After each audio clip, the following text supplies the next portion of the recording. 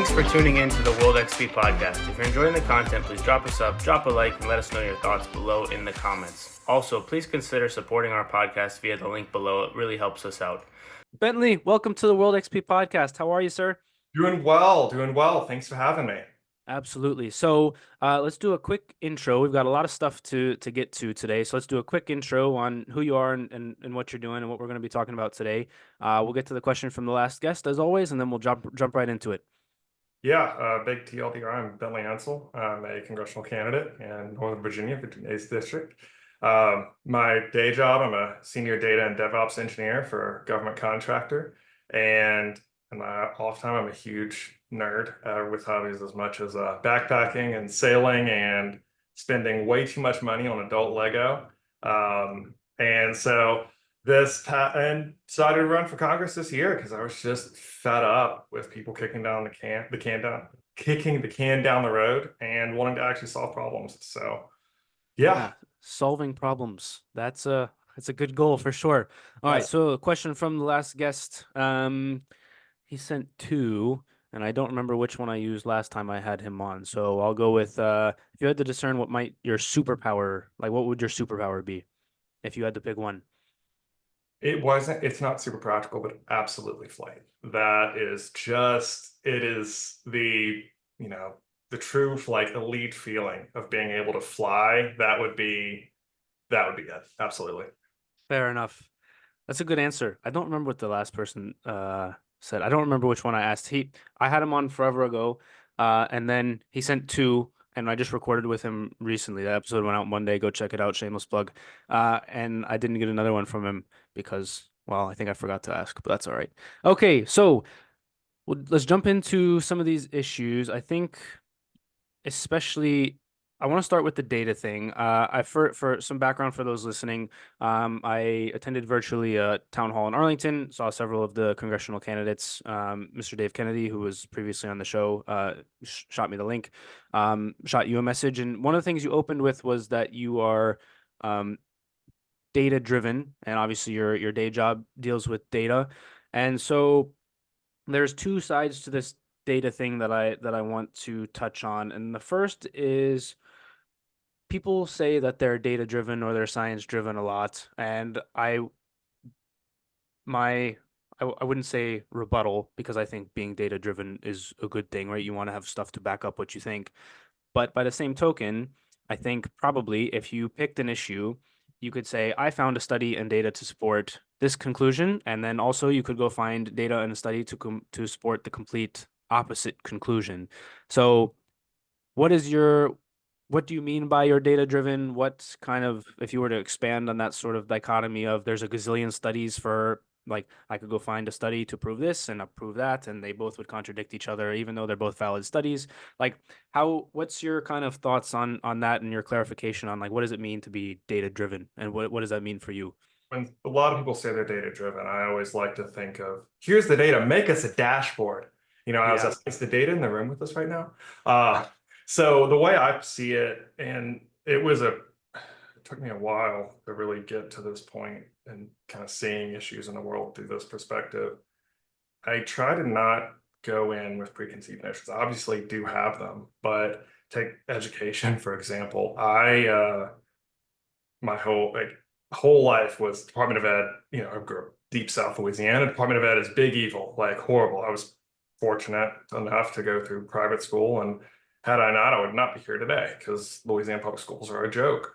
But one of the things that, from a data perspective, I did not expect, but whenever I went through roughly, and a lot of variations here, how much does it cost to make a student successful? Like, how much money do they need a year? And roughly, pretty much doesn't matter if you're in, middle of nowhere, New Mexico, upstate New York, McLean, Virginia, wherever, Alaska being an outlier.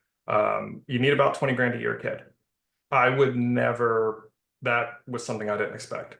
And there's not really a bunch of this data out there about it. It's not great data, but it's out there. And it really shaped my entire policy. And that big part of my education policy went back to, okay, we cannot have student funding and educational funding tied back to your zip code, because if you're in central Louisiana, they don't have the budget to do, or Louisiana doesn't have the budget to do $20,000 a kid per year, but that's what it takes for them to be successful. And but then you have Fairfax County, which has a huge budget deficit. They can absolutely afford it, but then they're being dictated by Richmond. Or you've got like, why is like, just north of DC, like why are they being dictated by Annapolis? And that pretty much blew my entire perspective with regards to educational. So when I go, and to answer your question specifically, with data and like how I make decisions, if it's not automated and like accurate data, it doesn't exist. If it's not written down, I like to think from a product manager days, it's all about the documentation. If your data is not documented, if it's not there and it's not in something that I can actually prove what you're saying, I don't think it exists. So a lot of my policies and perspectives, they all go back to better data and better transparency so people know what's going on so they can make their own decisions. You may not agree with them, but I think if you show what's actually happening, 9 times out of 10, people will make the right decision. So when I say data driven, I'm actually, personal note, I'm a huge data nerd and have over 475 terabytes in my home lab. So I have like a home data center that's gotten such a bad problem. I started an actual like company called the Beltway Cloud because I'm spending like so much money on like computer hardware. So that's the kind of data nerd I am, if that answers your question. Yeah. So I guess to clarify a little bit, it's more about, I guess, how are we filtering data? We've got good data and bad data. You mentioned it's not really written or published. Maybe you won't take a look at it. But I think and that's obviously a gross oversimplification, but you hear stories about like in academia, the peer-reviewed journals have falsified data because this person was trying to get a position somewhere else, and there's like behind the scenes things that goes on, or there's stories about like some of the like big pharma companies like hiding samples or data sets from the FDA to get something approved. So I guess the question is more about how do we, I don't disagree with anything you said, but it's how do we filter out good data and bad data, and how do we not fall victim to, I saw this chart here and it seems like it makes sense, but the person that gave it to me hid, right, using the Excel spreadsheet example, they hid columns A through D. And so like that would really make a difference in the context of how the data is presented, right? So like the raw numbers can be the raw numbers, but as I'm sure you know, you can present that data in a variety of ways. So it's how do we filter through the data in a way that we don't get, we as a society, but also you as somebody who this is what you do, don't get deceived and people are able to make sort of informed decisions. So I guess the question would really boil down to how do we guard against that? How do we filter it? What are your thoughts on that? Yeah. So, it's like many things. There's like, I see that as like 2 parts. Number one, before even getting into data source, I think, and again, I touch on this, my education policy is we have to teach people about things because there are charts, a, a line chart, you're showing changes over time. It's not a bar chart. And that's just a very basic example, but basic like competency of information. I mean, library skills. I remember, again, I never thought when I was running for Congress, I'd be like education would go back, everything would go back there. But it needs to be a basic core, not like, oh, this is a side thing module we have to teach. Like people need to understand, how you phrase something. Like and I just using immigration as something where there's a bunch of data, but a bunch of it's horrible. So on how do we know what's good and bad? Like right now, there are about 2.1 million pending cases in immigration courts, and their average wait time is over 800 days. Now, so 2.1 million, okay, it's not great. It's like, okay number, I'd like the real one. And then the average wait time, okay, that's the average. Averages are horrible because what about the outliers there? Is Yep. that, if someone's there for like 10 years, is that throwing off, we don't, and so that really brings up, a few months ago, there was GSA had, again, data nerd, but the GSA had an event at Open Gov Hub, I believe in DC. And I do not remember his name was Zach something. I think he was chief data officer of the GSA, if I remember correctly. He made a very interesting point, which is that the government data is trusted. Like at its core, people are going to trust NOAA more than they're going to trust the weather.com. But a big problem that we're facing is that there's no standard. No one says with government data, because, and I think a big part of this is the leaders have no idea.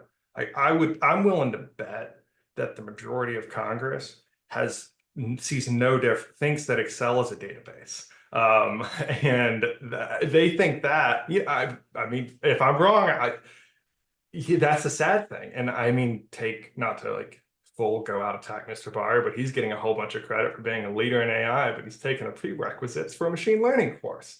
I mean, that's admirable, but that is not, a leader in AI. And I think they just don't have the competencies. So you end up with different data sets over, different metrics over different agencies because there's no standard. They're working on it, but it took 3 years after the law was passed just for them to come up with like the baseline data.gov standard and schema for the government. And they're still nowhere close to where they need to be because the law was so arbitrary. But back really to circle back on why, quality data and people understanding it. Number one, we've got exabytes of quality, like it's not organized, it's just thrown in there. And we're working to catalog it, but there's no great data leadership. And on the people consuming it, I think it goes back to education. Like people don't know, Sankey charts. You see them always on kind of the chart that just kind of like breaks out in all the different sections of basically a lot of people do it with budgets.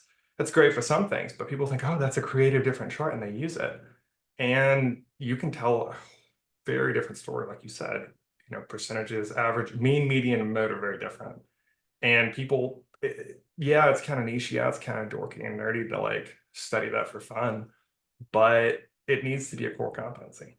And I think if we do that, people can make informed decisions, but how can you expect people to like not, how can you expect everyone to kind of land on the same outcome when they're reading like not even different books, they're reading like, they're completely different like topics because their data is so different. Yeah. Yeah, I think the education point is a good one, and we'll definitely get into education at some point. But the second piece of data that I think concerns people would be, and you've got a policy piece on your website about digital privacy, but the data in terms of like your data on the internet, I think people don't really understand what's happening, and I think also that when people hear a little bit of it, they like Google spying on you. It's like, okay, well, like what am I supposed to do with that? My email, I have a Gmail and like my Google is connected to my YouTube and that's what I watch videos on, or like Facebook is spying on me. It's like, well, Facebook is how I stay connected to my friends. So like I can't really do anything about it. I guess it just sucks. But like so if you could expand on kind of what exactly um so I don't know. I guess just run with it. What are your thoughts on the subject? Kind of obviously you've got the data breach kind of piece. Oh, first lawsuits don't work. Yes. I Yeah. have very strong thoughts if you notice by the article. It's Yes, 100%. I'm briefly skimming it, but I don't know enough to maybe ask a coherent question. So I'll just leave it with the statement of people don't understand what it means, but it's clearly a very central part to our society at this point, right? People are the product now. Their data is sold for as advertising, other things like that. I'll use a real world example. So, my 2024 bingo card, I did not have death threats on it when I decided to run for Congress, and actually my data privacy policy, and people are insane. I stopped trying to figure out why this person really didn't like it, but he not get too much into it, but he thinks that my data privacy policy will absolutely wreck the entire global economy. But I don't really try to figure out why he thinks this way, because they think he lives in the Midwest and he wants to kill me because of it. From a privacy perspective, Zillow, realtor.com, those websites, they have pictures of your house when it was sold.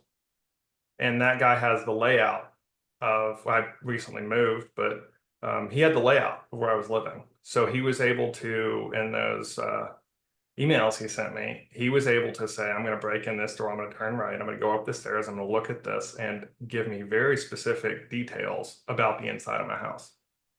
And so that's a personal one. So if you think about that, like stalkers or anyone that wants to do harm, they know the layout of your house. And that, if you think about it, it's a big piece. That's a real world example. But going a little bit deeper than that, whenever I think of, the average, like non-technical, average person, American, I always like to think of how does like my grandmother, how do my parents, and how do they see the world? And they see the world through their phone, and I feel like every few months my dad calls me and oh, someone got our credit card number again and all that, which that's not so much data privacy as opposed to companies that have no idea how to secure information. But especially now, I think the impact is so much more profound, because it's not hard to take in someone's social media, to go in and look at that. And it's not necessarily, one post, oh, I like buying this, I like buying that. But if you take all of that information, which you can buy and get, it's insane the amount of information that's out there on people, and that they have no idea. But one piece is not a big thing. When you put that whole thing together, it's so much easier now just to throw it into an AI model and tell me about this person. Tell me what I should say to them to influence them. And at that point, you have to ask, are they making the decision? Or are they being, inceptioned to make the decision based off of their other habits? And especially now, I feel like we really have to be cognizant of that. And also, the time to worry about your data privacy isn't when something like that happens, not if, but when. When your grandmother gets a phone call from you based off all the videos and photos you've posted online, and it's a deep fake, like heck, even a FaceTime call saying that you're in jail and you need some money, and it's going to look like you. I think the reason you need to care about it is because it has an impact. If it hasn't impacted you yet, now is the time, as opposed to after, because you're not getting it back. You can't, take it. So I think that's a bunch of other niche things. But So what's the solution then, right? You're going into Congress and you're like, we've identified this as an issue. The solution is we're gonna. I bring in I came up, I spent a lot of my career, I don't hide it, but Northern Virginia Republicans are an extinct species. But I came up on the Republican side. And one of the things that really I thought a lot about during this process is, the government can do a lot, but there is always a loophole, and there's always a way around it. And I feel that, like, my data privacy policy in particular, I had to get to the core of the issue. Okay, you can't have this data, you can't have this. They're just going to reclassify it and change it and go around it. I mean, I was also the second largest buyer of Cambridge Analytica data in 2016. I've seen that. I've seen this kind of information, and there's a lot of it, and it's not that expensive. And what I want to do is say, okay, and it dovetailed pretty nicely with data security, is who's always the bad guy when you go to, you're on vacation, you're going on a zip line or something. Who's the bad guy? It's always, oh, we can't because of insurance. We can't do that because of insurance. And that was big. What I was thinking about, okay, if you try to regulate the types of data and like how to store it, that is going to overwhelm Congress or any legislative body so quickly. And we're going to fall 10, 20, 30 years behind, and it's going to mean absolutely nothing. And look what happened with text messages when they tried to like specifically regulate things, and how many spam calls and text messages are you getting a day? So my thought of it was exactly pretty much with cybersecurity policy is you want to use the least amount of access to do what you need to do. You don't give anyone more access than they need with any system. And the same way with data, sometimes you need data, like you need, let's take your biometrics, for example, or if you're a hospital provider, a company providing like health services, you need some health data. If you're doing banking or financial data, you're going to need their social address. If you're Facebook, you don't need much, but you're just evil and you take everything. And you just vacuum up all that data. So my thought on this is like, okay, you can have this data. You can, if the user freely gives it to you, because also if you look what happened with, European data policies, they kind of work, but it just ends up everyone having an annoying cookie banner and that's it. So my idea is to say, put the burden of responsibility on the company storing this data. If you are, you're ABC Inc., and you have a system that has user email addresses, biometrics, social security number, all this stuff to have your profile. Okay, you can have that. However, if you do not prioritize securing this data, you're not following best practices and you're just storing people's email addresses and CSVs and just like emailing them unencrypted to different people, which is how your political email addresses are stored, because these political email lists, that's how it is. If that's how you're doing it, when you get hacked, you got to get the lawyers and like these settlements out there. I put that on the initial, but my AT&T should be bankrupt for what they did just this year. Like, I mean, that's like, okay, great. American institution banner, telephone and telegraph, but they played, pretty loose with basic standards. Like the amount of data, like Boeing saved AT&T because they pulled them out of the media after this, one of the biggest breaches in this country. And AT&T, their stock price wasn't that horrible. Like they see this, okay, well, pay the $2.80 something cents a person and move on. So what I want to do is go in and say, okay, every year, 12 months, every type of data, be it PII, an email address, your social security number, your biometrics, whatever it is, this board meets every year and they determine a value of that board meeting. The reason I say a board and not put in the legislation is if you do that, you end up with something like the cost for a tax stamp of a controlled firearm is $200. That was set in the 30s. The only way to increase it is to pass a new bill.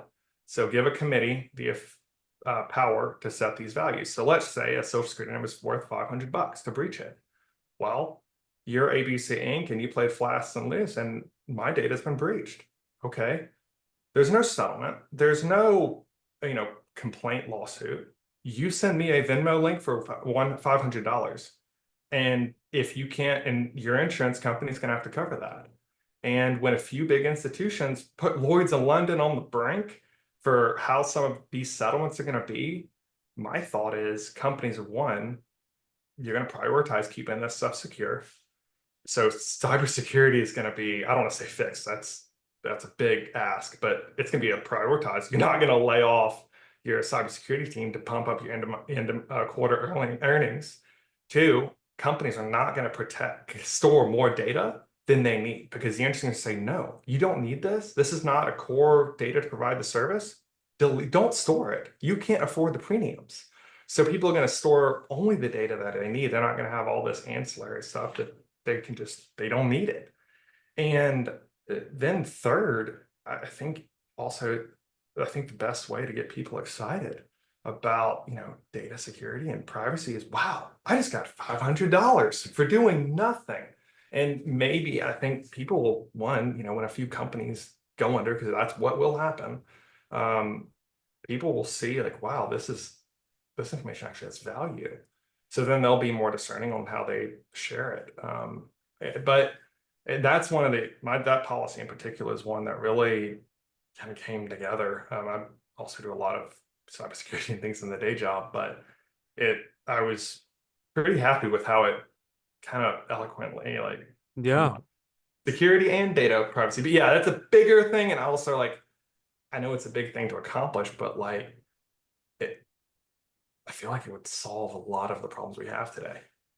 Yeah, it's super the insurance piece is super interesting. That's one that I hadn't it's one that I hadn't thought of before. You do have one piece on the thoughts regarding we can't trust the government with your data, and you have a joke about because the US government is very good at keeping secrets.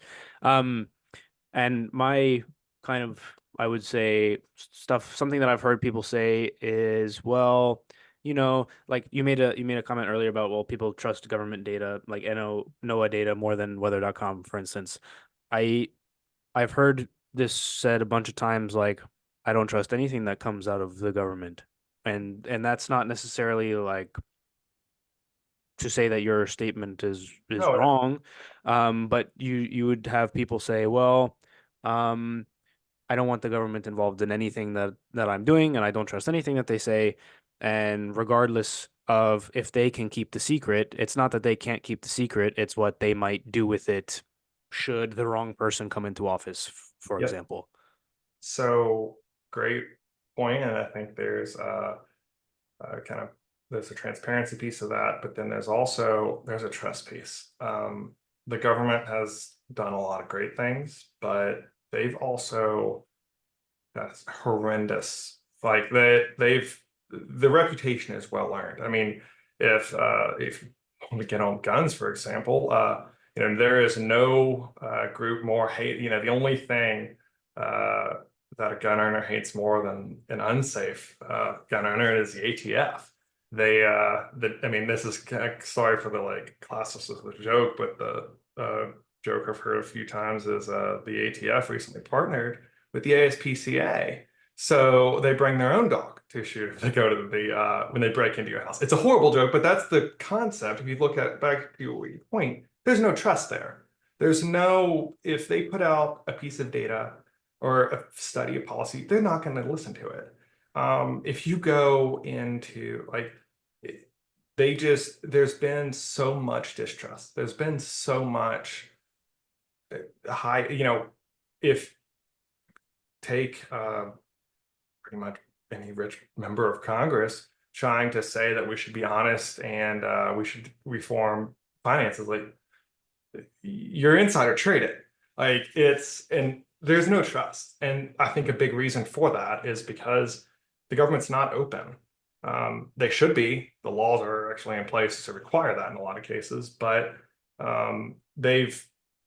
people, like you said, about power, people have gotten into power and done some bad things, and then that takes generations to fix. And my number one, I before even data and tech, the reason I got in this race is because I am fed up with the lack of transparency and honesty in government. Like it disgusts me, just how much is not shared with the American people. And so why should people trust the government? I think at their core, when they look at, the National Park Service, it's the most, has the highest approval ratings of any government agency. And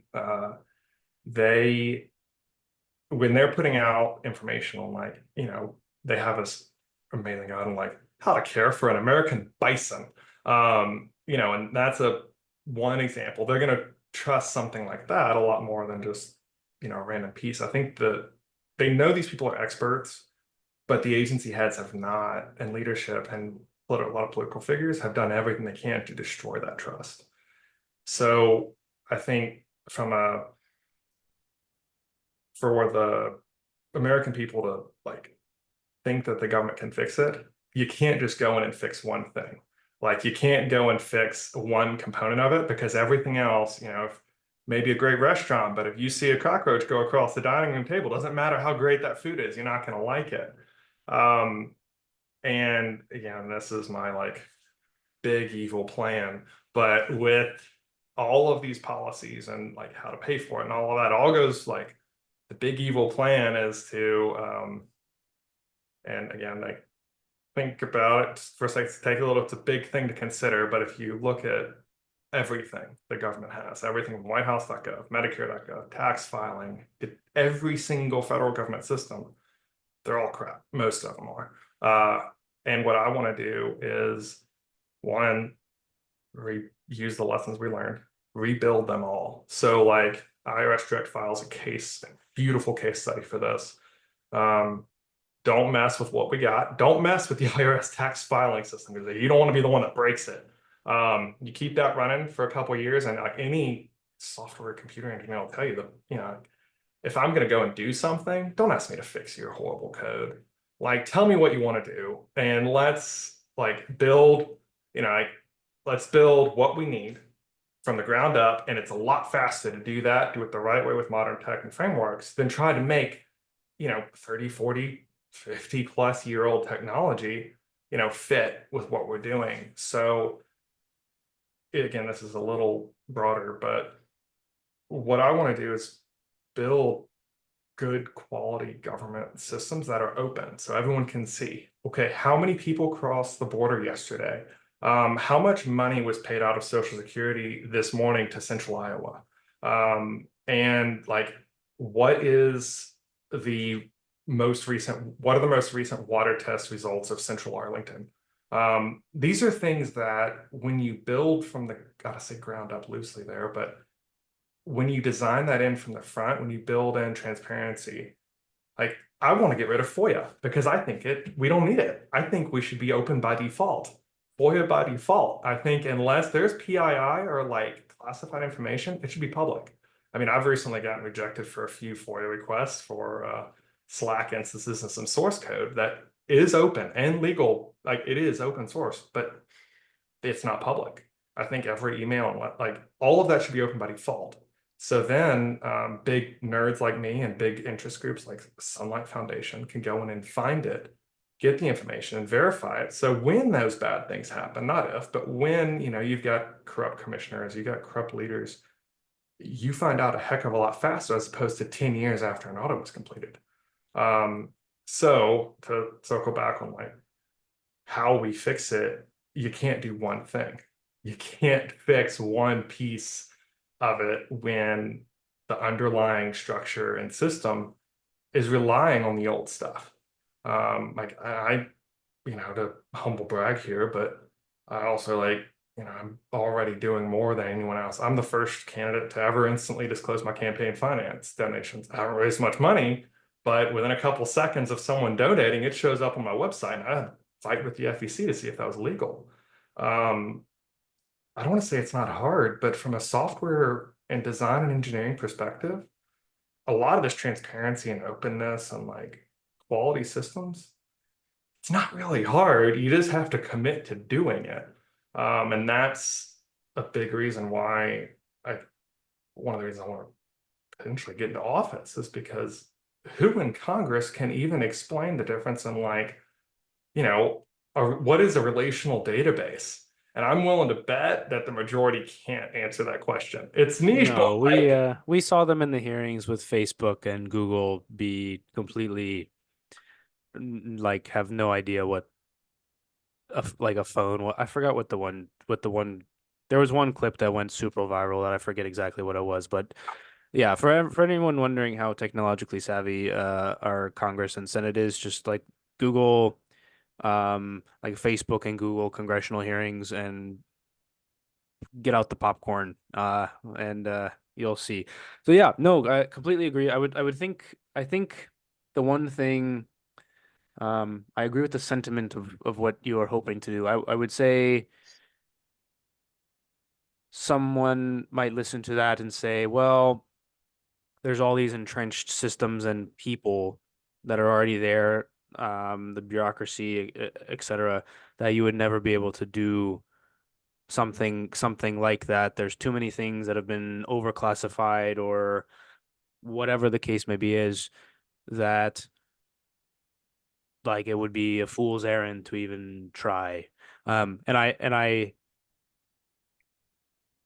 while I understand that, I am also of the opinion that you have to start somewhere. And aiming for that, I think, is a good place to aim, generally speaking. Okay, you mentioned how many people are crossing the border with your system. That would be like a ticker, like, oh, 3 people crossed in the last. It's Well, according to what it is now, 3 people crossed in the last 30 seconds. Um, so let's see. So you've got a few solutions listed here. Obviously, you've got the problem of the backlogs, the 2.1 million pending cases that you mentioned earlier. We've got kind of it takes a while for these people to have their court dates. Often they don't show up for them. But I want to touch on immigration as it seems at this moment in time on kind of the maybe I don't know if mainstream conversation is the good one, but in the debate between Trump and Kamala Harris, they're talking about very border walls, things of that nature. Your proposals seem to touch on legal immigration, um, but I want to add in the border security piece to it. So I think that we both can agree that the current situation seems like it's not a good one. Uh, Economically, it's hurting us. I heard some stat the other day. Um, I forgot what his name was. It's like the FBI has admitted that there's like 100 terrorists that have crossed the border and last whatever, and they've lost track of all of them. It was between 150 and 100 or something like that. It's like, well, that's not good. You probably shouldn't admit that, but also I feel like the number is higher than that. So what's the situation in your eyes? How do we fix it? Like that stat is fairly disturbing. I think it was on the Sean Ryan show that I heard it. I'm not sure if you're familiar with that, but yeah. so So the let's just take border wall and border security, get that one out first. So um, I was at a really interesting group, which if you're ever check, it's called Braver Angels. And basically they have little chapters all over their country, and you go in, it's people to discuss ideas, and it's very like structured. It's not pro, and obviously Northern Virginia, it leans a certain way, but um, it was a really interesting discussion. They were talking about immigration and had some fascinating people there. And being Northern Virginia, we had like some big immigration attorneys there. We also had someone who has spent her entire life in the asylum processing, and she works for the government and does people seeking asylum and specifically torture victims. That is counted in there. And one of the big themes that they all said was immigration is inherently a broken system in this country. Like I have a whole other thought on just that system, but one of the things that really stood out to me was first, I believe that diversity viewpoints and having different perspectives makes us stronger and not weaker. Bringing in I think like we won World War II because of German immigrants. Albert Einstein was not born here. I mean that we grow as a society through immigration. However, we can't just open borders has become that word has been politicized.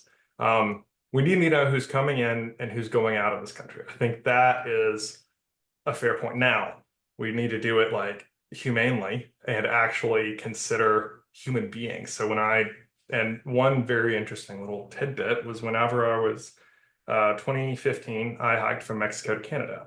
And my first night on the Pacific Crest Trail, I spent it 10.1 miles from the US Mexican border. And that was an interesting, that was my first night on this huge hike. I did like no miles or anything. And middle of the night, a huge, I get woken up this whoomp, whoomp, whoomp, and it was an immigration helicopter with a spotlight.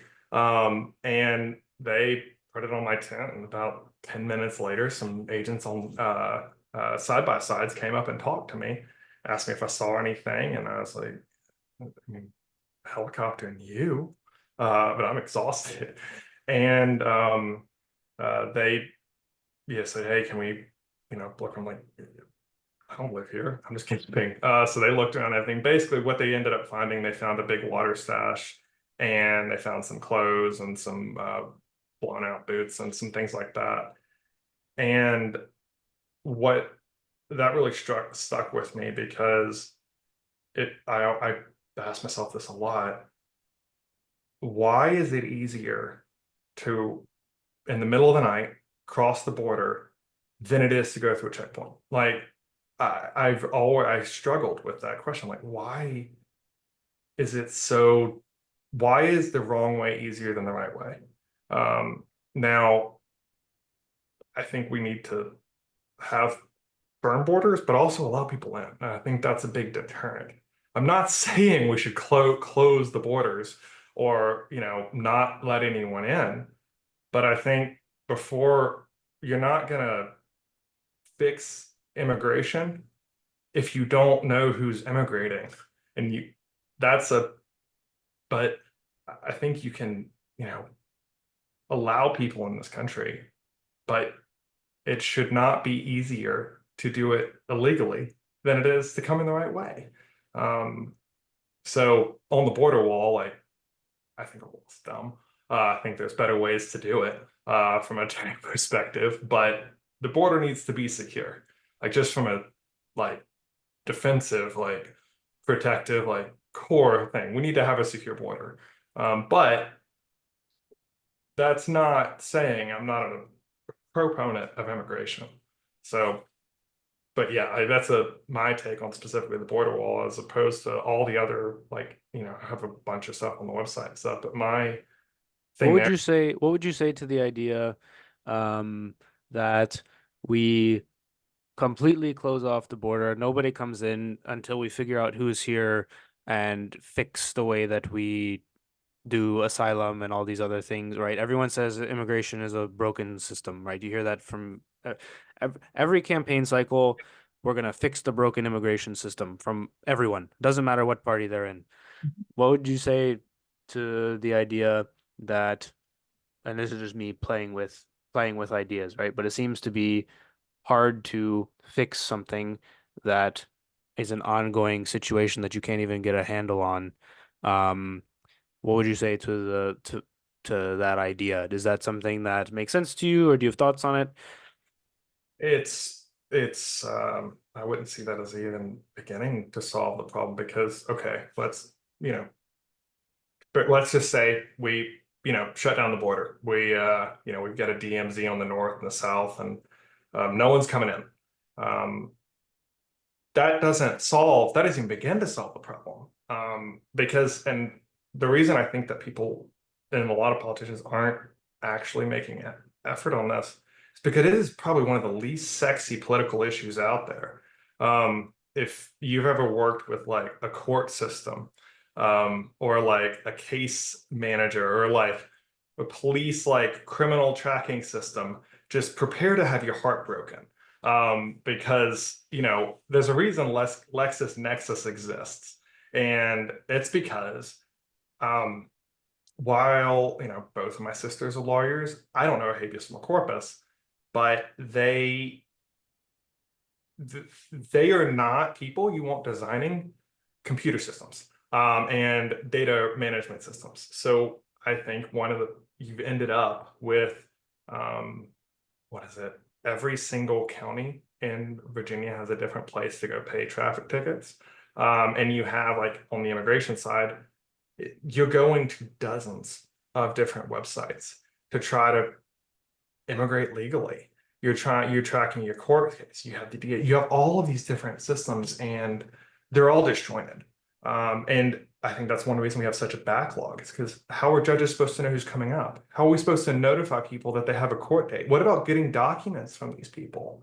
And all of those little steps that are manual delay the process. So why don't, so until you really get to the core of the issue and actually fixing the process and the systems that back that process up, you're not going to get a handle on it. So you can shut down immigration, but okay, great. Well, But I guess I'm saying you can shut it down while you fix it, right? Because the more, right, for example, if you've got a lot of manual steps, yeah, then you've got all these people, this continuing influx of new we'll say entries into a broken system. If you just were like, okay, we're stopping it here, we're gonna fix it and figure out what's going on, and then we'll reopen when we fix it. That was really the idea I was playing with. well, I don't really disagree with what you were saying though. so yeah, why wouldn't we want to just shut it down? Like I think a big reason is like I said earlier, immigration makes us stronger. And this isn't something we're gonna do in 6 months. Yeah. So if we lose like that, let's just say we should, that's a lot of, we don't have 6 years, 10 years in some case, like to really do it the right way. We can't lose these, I hate these like valuable people, but like these like future Americans and like that knowledge and that perspective. We can't just like, you know, put our head in the sand. Um, Yeah. Yeah, yeah. No, no worries. It's just an idea that I was playing with that I wanted to clarify. I don't really disagree with what you're saying. And also, guys listening, by the way, if you want more info on like what go to the website, and all of these are kind of written out with links and all these sorts of things. Um, okay, I wanted to touch also on some of the foreign stuff that's going on that didn't pop up at the Arlington Hall Town Hall, which makes sense given that it's the Arlington Town Hall and they want to talk about things that are pertinent to Arlington. Um, so we've got this war between Russia and Ukraine at the moment. The US has given Ukraine lots of money. Some people are saying that we should absolutely not be doing that. Other people are saying, well, we have to do it because if we don't, Putin will invade the rest of Europe. Um, I Other people have said, well, if the more money we're giving them, we're not fixing problems at home domestically, whether it's at the border or education or any of these other things. But where are you on that? Where are you generally in with regards to the U.S. role in kind of the broader um, global economy and global situation? yeah. First off, give Ukraine more. But we're getting the best deal. And I think, this is up there with like the Louisiana Purchase with like, you know, discounts. How much money did we spend during the Cold War? We are using, and a lot of this also the money, like, and I don't know, like it's a lot.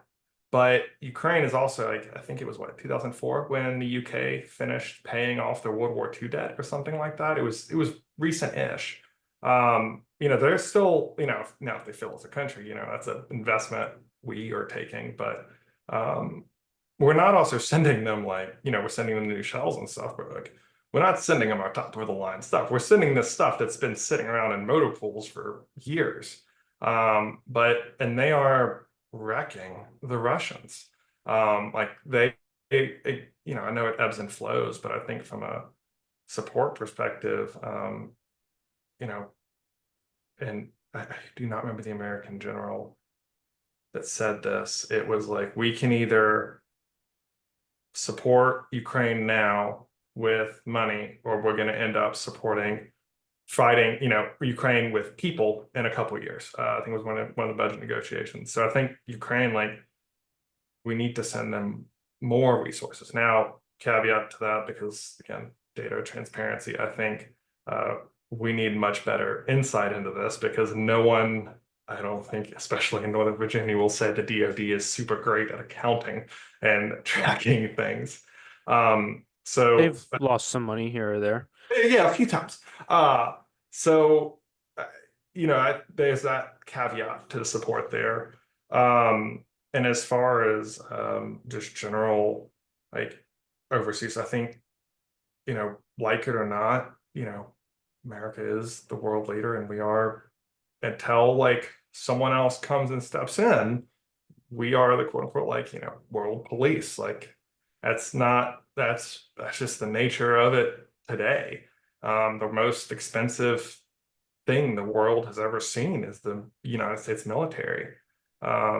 So, like Ukraine, in particular, like if we can get off with not having to spend, trillions, which is what it would have taken to, go after Russia back, if it was a full out war, and we're getting away with nuts. And as far as spending the money elsewhere, the budget's big. This is a drop in the bucket comparatively to the overall budget of the United States government.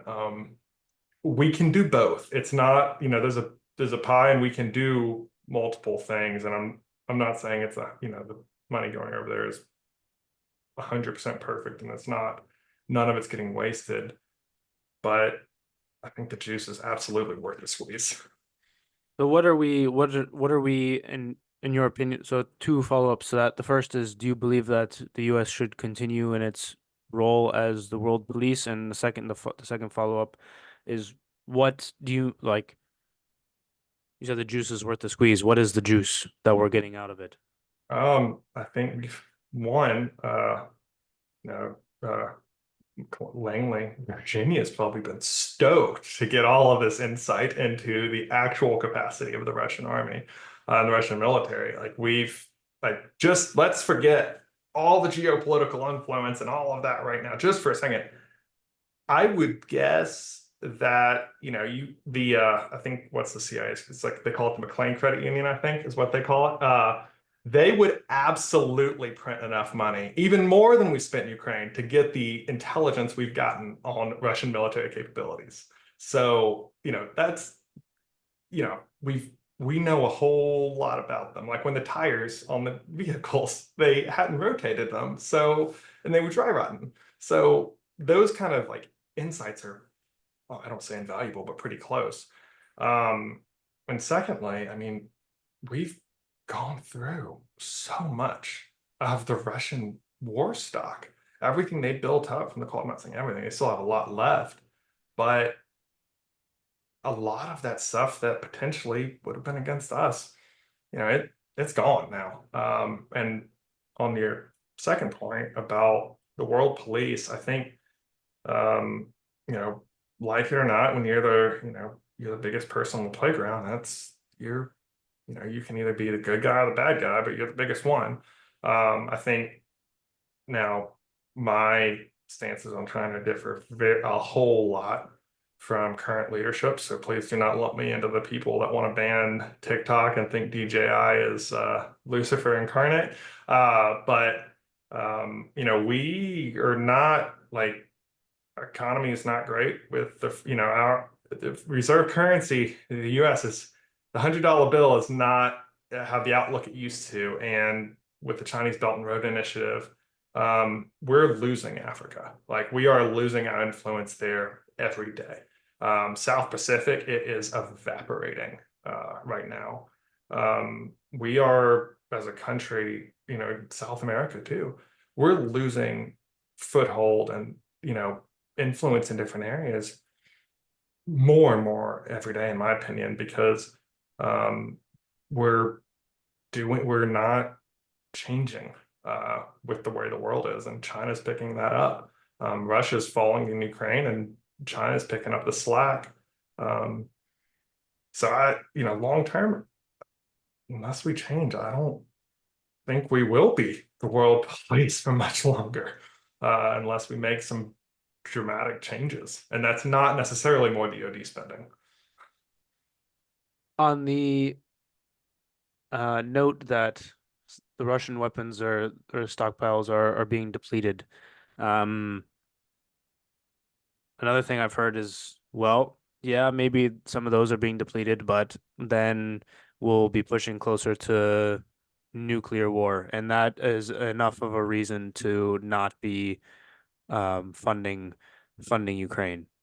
Um, Valid point, but from a again, data and science perspective, I need to look it up, but I do. Nuclear weapons are not cheap. Radioactive decay happens, and weapons can't just sit in a silo for years, for months without maintenance.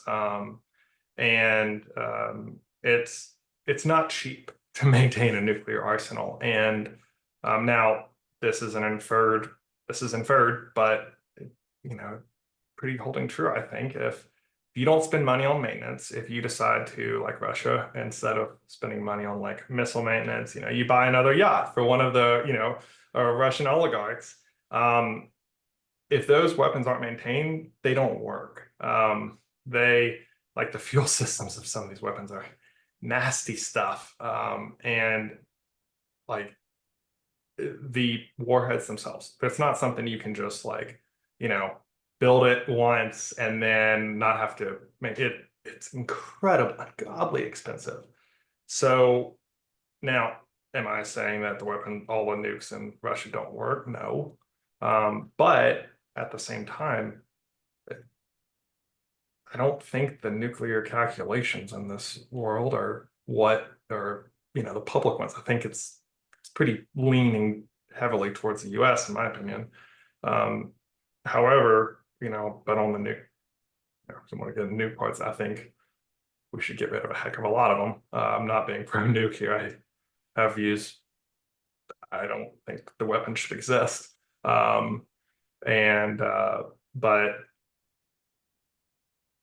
Russia is not the animal we thought they were. And if they want to go to nuclear war, like there's a lot of other stuff both countries put in place to prevent that. And I'm not saying it's not a possibility, but if us supporting Ukraine causes a nuclear war, I think as a human species, we've got much bigger problems.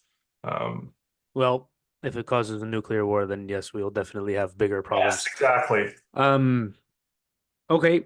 What about thoughts on the Israel Gaza situation? A little anecdote from back when I was working in politics. I was talking with Ambassador Bolton about Israel. This was 2016, I believe. And the summary of it was, Ben, this isn't an attack on Israel. Israel is insane. They do not care. They do not pack punches. If you poke Israel, they're going to punch you in the face. That's been their nature forever. I think, we've got two bad cases. Number one, like a country does have the right to defend themselves. And that is an innate right of being your country. That's a privilege you get. You can defend yourself. However, they are, I think the West Wing was, what was it? They're dealing out a, too big crime and you're bringing out a big piece of justice. Israel's gone too far. They have done things that are not okay. And I think our current leaders they're not willing to look at it outside of their political, glasses. You've got, pro-Israel, anti-Israel, pro-Palestine. It's like two camps. And I think both of them suck. Like Israel is doing horrible things, but they have the right to defend them. And, Palestine, yes, they are getting the short end of the stick here. Like they are, what they're having to go through is horrendous. But, and they need help and support. And like Israel not allowing food convoys in, that's a problem. But Palestine is also not doing themselves any favors. I think agree with it or not, like I said earlier, US is the world's police. Like it's not like asking if that's that is the fact today. And I think we need to actually step up. What Biden did asking the Army to build the well, sorry, is a joint the joint bridge dock that they had, but joint is, that's a that actually means Army. Any joint program is always Army. But why did they ask the Army to build the dock? Like that just shows a complete lack. CBs, Navy CBs exist. Like that thing completely failed because they wanted to make more of a political point than actually solve the issue. Don't Well, go. it also fell apart in 2 days. Yeah, exactly. Again, Army, God bless them, but don't ask the Army to build something on the water. And but yeah, I think like that was a political pushing point. It's like, okay, we are the US. We are bringing food in over the land. If you have a problem with it, you can go talk with the Pentagon. I mean, we have that power. We have that, you know, authority to say that because we're the US military and you're not going to screw with us. But I feel that there are times that we just need to step up and demand it because, I like agree with it or not, we are the US military. And, you know, we've spent a lot of money to give ourselves that power. And I think we could solve a lot to go in, give Palestine the food, tell Israel, like, okay, you're done. Palestine, you're done. Camp David Accords, I think we just need to get more strict. Bring them, lock them in Camp David, give them 2 weeks, and you're coming out of here with a solution. We can, and we just don't have the people willing to do it. A couple of thoughts or points on the we are the US, so we should be able to demand or influence.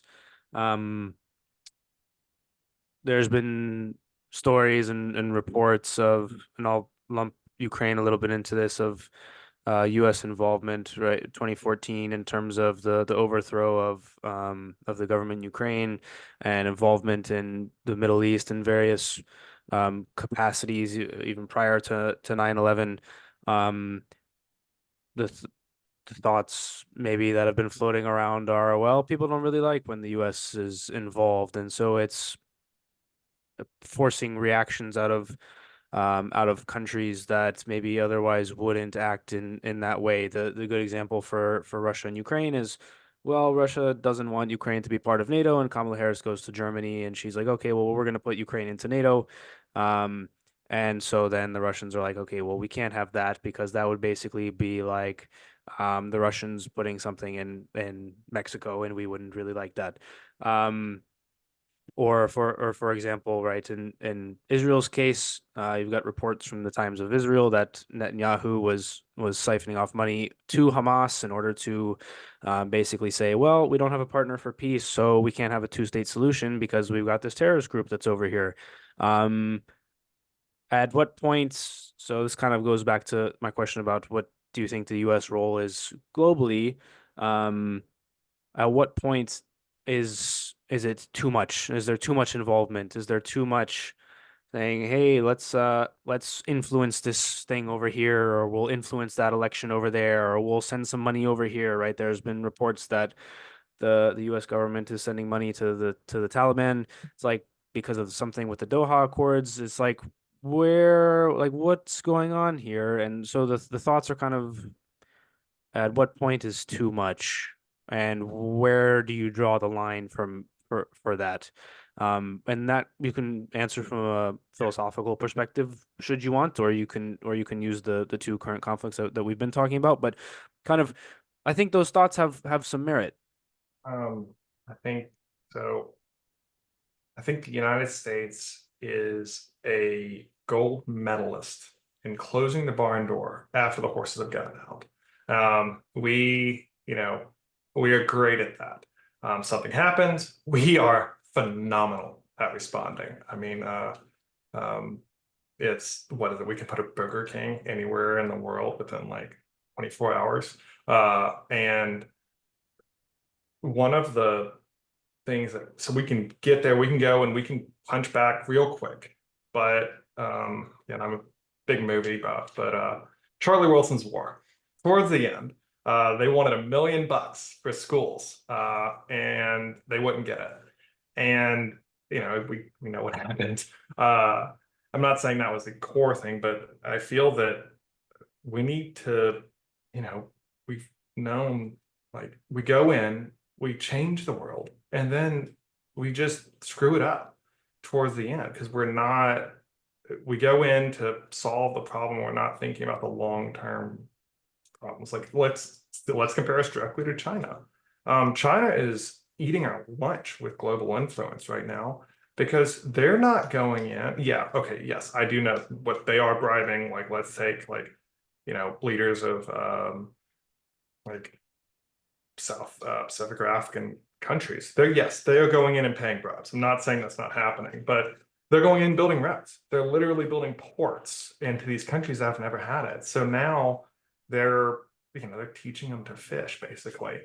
And I think from a nation perspective, we go into a lot of times to fix problems. And, at least from my perspective, I think we have done a horrible job of the follow-up. Like, we go in and we're not, okay, what can we do to prevent this next time? We're not ever asking ourselves that. And I think that should be, okay, are we going in? Okay, what are we doing to get out? What are we going to do the long-term fixes here?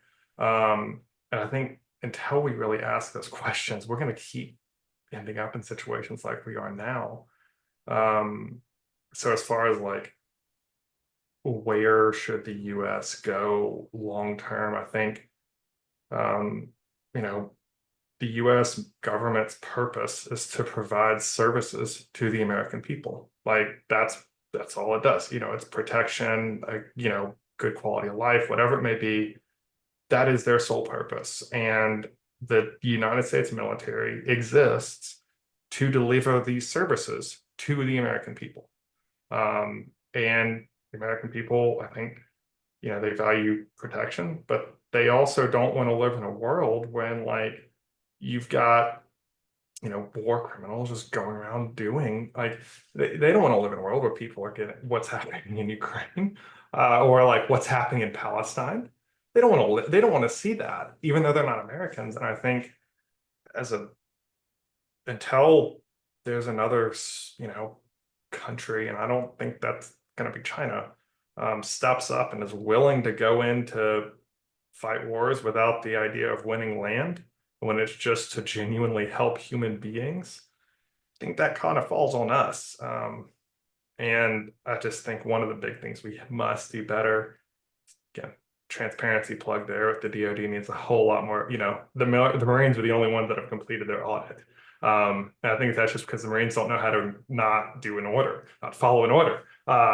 And I think that we as a nation, like, and aid and all that, we need to actually go in there and help these areas that we've gone into. Let's help prevent it so we don't have to go in there again. So I think that's our big shortcoming. I think strong military is good, but let's not just like completely mess up the after action report. Let's actually fix it, not just spend billions or trillions going in and look at Afghanistan. So that's the longer answer, if that answers your question. All right. Let's see. We're coming to a close on time. Is there any other obviously there's a bunch of issues and things going on that we could talk about. So I will let you, is there one that you feel particularly strongly about that we've not touched on already to wrap up?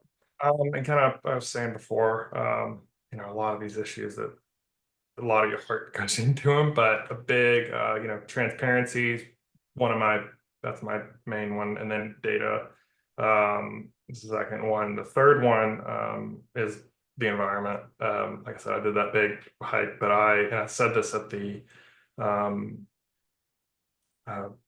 Civ Fed forum, the meeting where we met, is, again, I grew up, my cousin is a industrial engineer who designs blowout preventers for Cameron Energy. But I also, like, 7 miles from my grandmother's house is the only place in the US where they burn depleted uranium shells and pits. not pits, but like open air. It's called Clean Harbors in Colfax, Louisiana. Like that kills me. That I hate that. But I've also seen like the High Sierra, the John Muir Trail, like and that's something Mr. Byer and I think he's hiking the Appalachian Trail. Like I think we are in, I think the time for action on the environment, like the time for studying and figuring out plans was 10, 20 years ago. I think we don't really we have to get serious about that. It's not something we can, like, Arlington has a 2050 carbon neutral policy. I think that's just a joke. I think we have to get a whole lot more serious about the environment. How do you feel about nuclear? Absolutely love it. 100%. We need way more nuclear. Anyone that is, case in point, California. I love solar. I love wind. But I drive a plug-in hybrid. One of the nuclear that's what's gonna save us. Nuclear is the US is not, 3 Mile Island was a human problem. That was a process problem and corrupt, like that was people who were not held to a certain level of transparency. That's what happened at 3 Mile, like that, Chernobyl, same kind of the same thing. People just, they had the reports, but in California, they have done a great job of deploying a ton of solar energy. The problem is, right towards the end of the day, the power generation plants, they're not producing a bunch of energy around noon. They don't need it because everyone's on solar. But the problem is when the sun goes down, and this isn't a critique on solar, this is just the nature of the energy processes. They're now still going home. They need more electricity. So instead of having these like plants that are kind of continuously running at a load, they have to spin up a gas plant. They have to spin up a coal plant to handle that peak in demand. But everyone has lumped in nuclear because they're not great at marketing, honestly, as an industry, with, as an environmental negative. But the Google term is base load. Nuclear, if you have your nuclear handle all the stuff that's running all the time, and then you can have your solar to supplement that as needed, your wind to supplement it. But the wind doesn't always blow and the sun doesn't always shine. And while that's just the nature of that generation, they're for spikes. Handle all the stuff, US East 1, the internet hosted in Northern Virginia should be powered off nuclear, not West Virginia coal like it is. So, your computer's going to be running, your air conditioner is running. Use all nuclear for that. But when all the extra stuff that is not on all the time, that's wind, solar, yes. But we have to get serious on nuclear. We have to start building it, and we have to, I think, as a government, step in and say how and promote it. It's getting better, but we're not going to fix this energy crisis without nuclear because EV cars are becoming a thing and we are not increasing our generation capacity enough. Yeah, well, you saw that in California. They're like, well, no more gas cars, but also don't charge your electric vehicles because we don't have enough power. Let's see. I think any last well, actually, if the people are interested in learning more about you or donating or finding out more, where should they go? Yeah, Hensel for Congress. I'm very proud of you. Or you can just Google Bentley Hensel. I've finally gotten the official verification. There's a little badge of honor there. I was really excited for that. But yeah, Bentley Hensel online. I've got my website policies up there, but then also, like I said, I am not a super, a lot of the vast majority of campaign resources are coming in from the personal side of it. And so I do not have the resources or the staff of some other people in this race. So if someone has a thought, someone has a question, shoot an email to team@henselforcongress.com. Send a message. I mean, you found me on LinkedIn messages. I will gladly set up a meeting to just talk with people. I go and knock doors, but yeah, if there's something that's like not published on the website, I'm probably working on the policy, just haven't finished it. There's a lot, but yeah, I'd love to talk to people about the issues and also get different perspectives. If you think it's a great idea or if you think it's a horrible idea, like to know. So at least, 'cause, if I'm not continuously learning, it's not going to get better. Yeah, absolutely. For those listening, links, of course, will be in the description, as always. Any last nickels before we get you out of here? Yeah, no, thank you for having me. I appreciate it. Yeah, no, I'm looking forward to it. And thank you again. Thanks for having me. Yeah, absolutely. Guys, go check the links out. And we'll see you guys next time. Peace.